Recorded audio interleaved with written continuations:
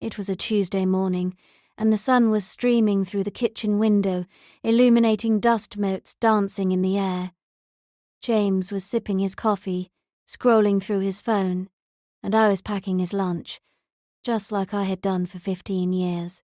Then he looked up, his eyes cold and distant, and said he wanted a divorce.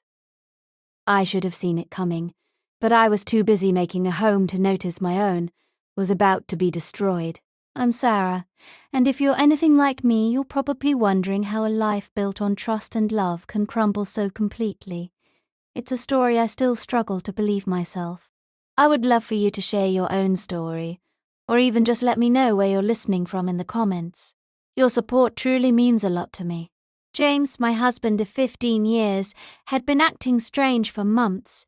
He was distant, preoccupied, and increasingly critical. He started picking apart everything I did, from the way I cooked to the clothes I wore. He called me useless more than once, a word that stung each time it escaped his lips. He said I had become complacent, that I relied on him too much.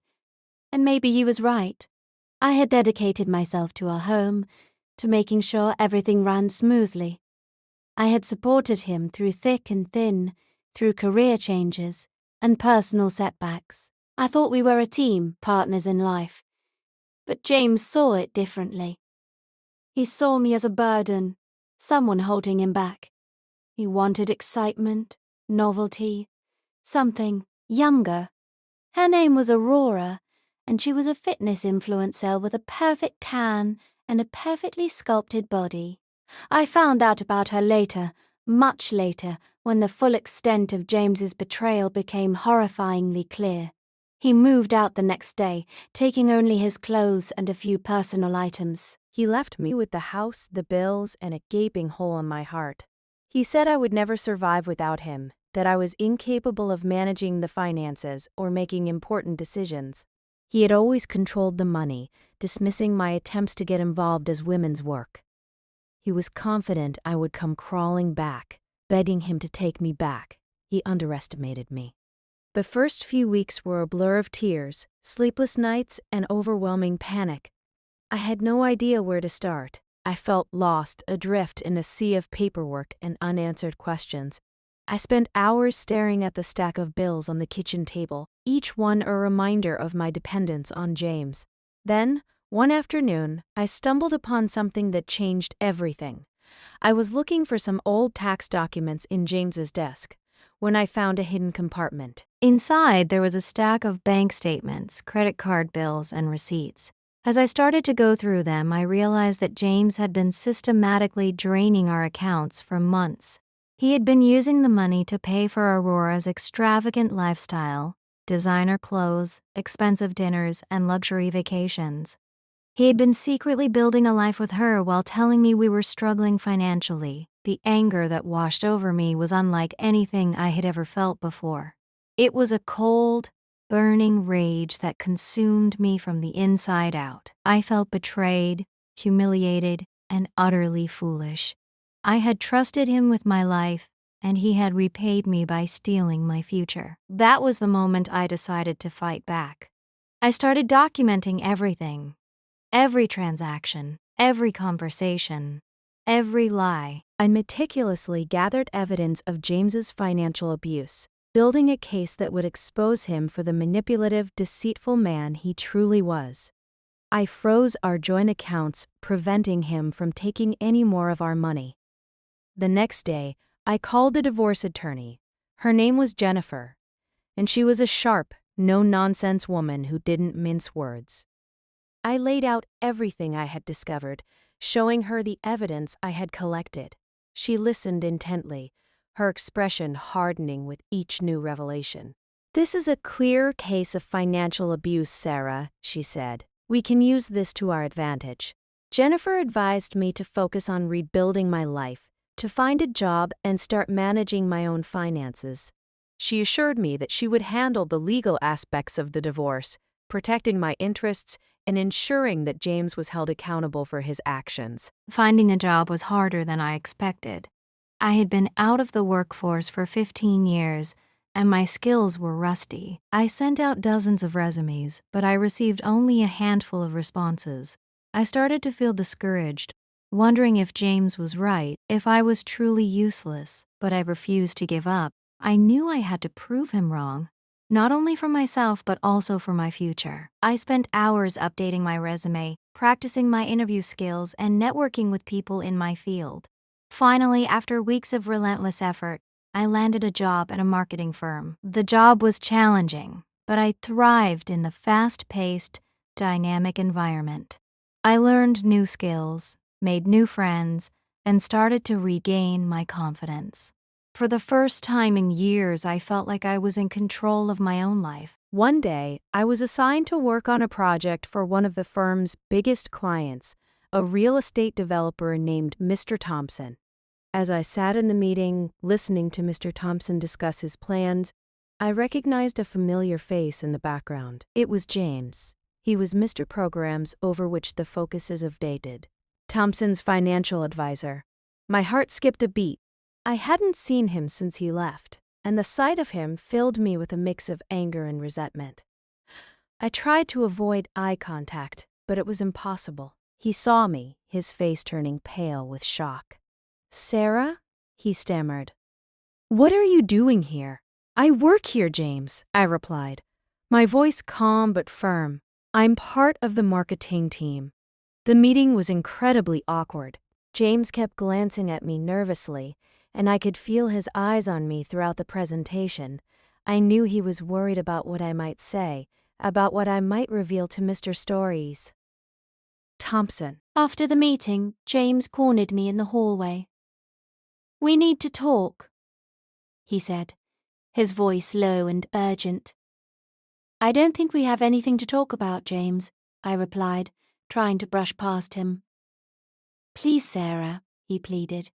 "This could ruin me." "You should have thought about that before you ruined me," I said, my voice dripping with sarcasm.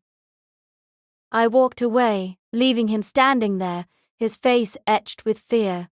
I knew I had the upper hand now.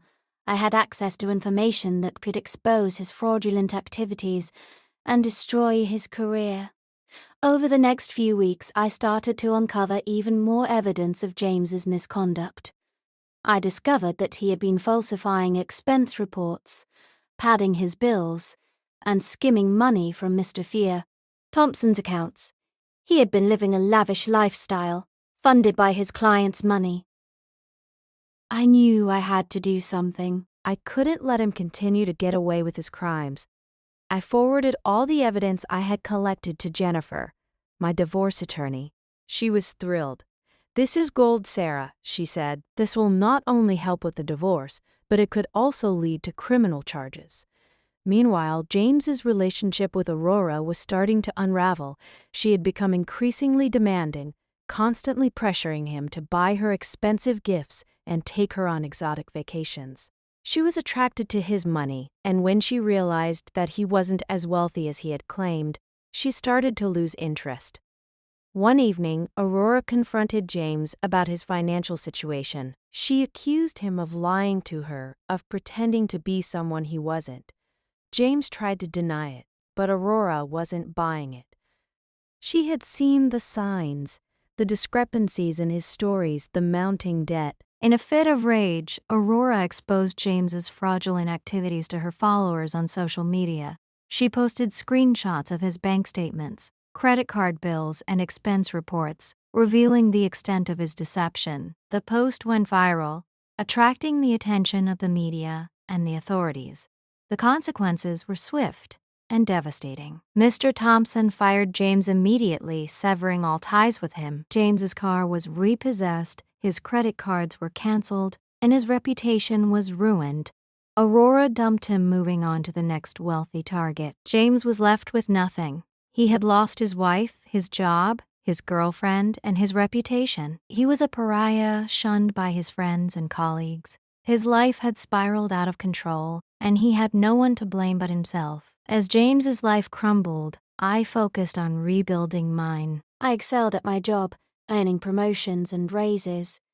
I managed my finances responsibly, saving money and investing wisely. I surrounded myself with supportive friends and family who had always believed in me.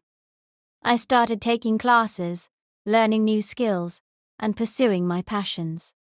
I rediscovered my love for painting, spending hours in my studio, creating beautiful works of art. I volunteered at a local animal shelter, helping to care for abandoned and neglected animals. I realized that I was capable of so much more than I had ever imagined. I was strong, independent, and resilient.